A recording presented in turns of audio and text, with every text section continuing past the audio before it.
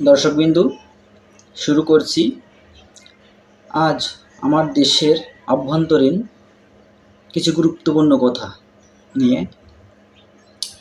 আপনারা ইতিমধ্যে দেখতে পেয়েছেন যে আমার দেশের একটি অঞ্চলে অর্থাৎ চট্টগ্রামে একটি মার্কিন সামরিক বিমান সহ কিছু পরিমাণ সেনা সেখানে কিছুদিনের জন্য অবস্থান করে।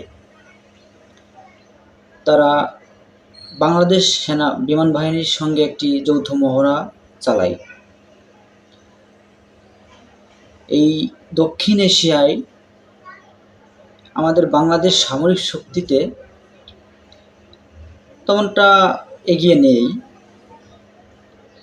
বা এশিয়ার ভিতরেও আমাদের দেশটা তেমন এগিয়ে নেই। দক্ষিণ এশিয়াতে থাকলেই পরে তো মার্কিন শক্তি অর্থাৎ সামরিক শক্তিতে কিন্তু বিশ্বের ১ নম্বর অর্থাৎ প্রথম দেশ হিসেবে তারা বিবেচিত, বা তারা ১ নম্বর দেশ হিসেবে থাকে সবসময় মার্কিন।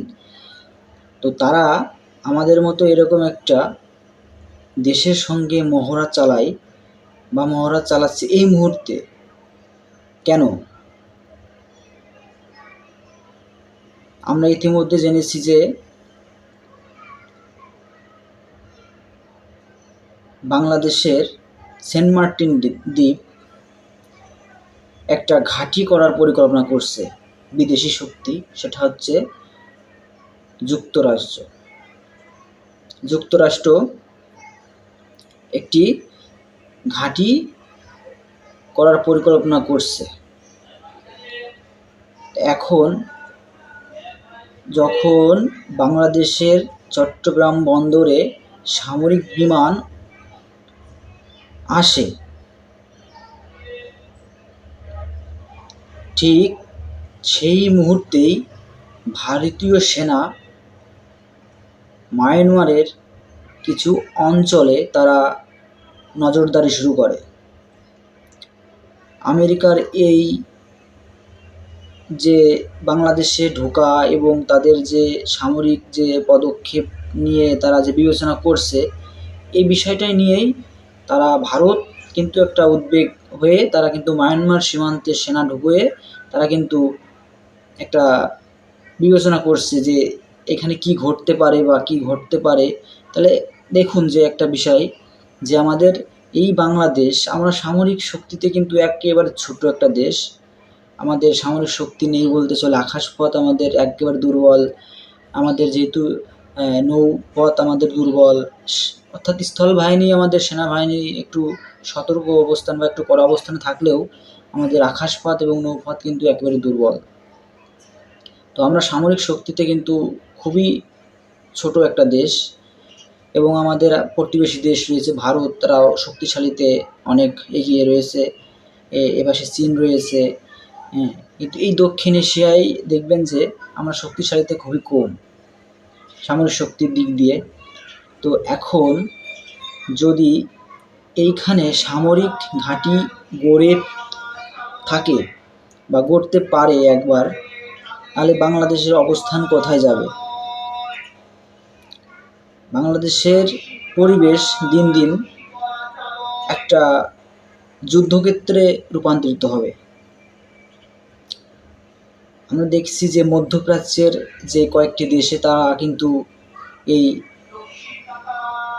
বিমান ঘাঁটি তৈরি করছে, বা তারা কিন্তু ঘাঁটি তৈরি করে তারা কিন্তু এখানে অবস্থান করছেন এই মার্কিনরা।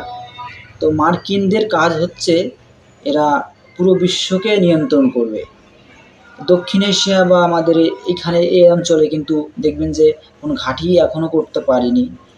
এখানে চীনের একটা প্রভাব রয়েছে, ভারতের একটা প্রভাব রয়েছে, তার কারণে তারা সম্পূর্ণ সফল হতে পারেনি।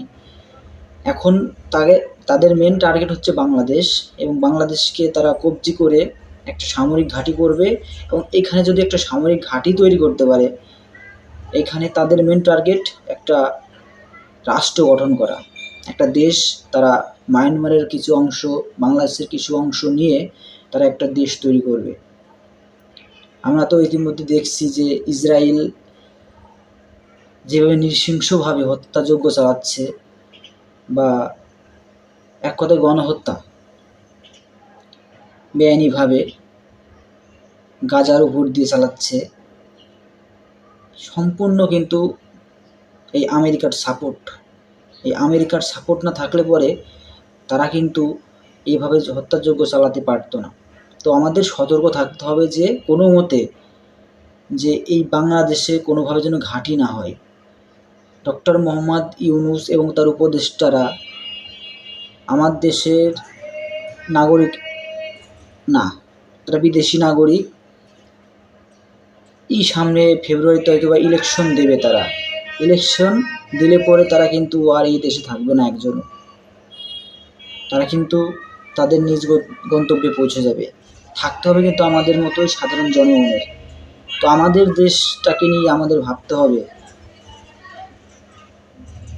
তো দর্শকবৃন্দু, এ পর্যন্ত,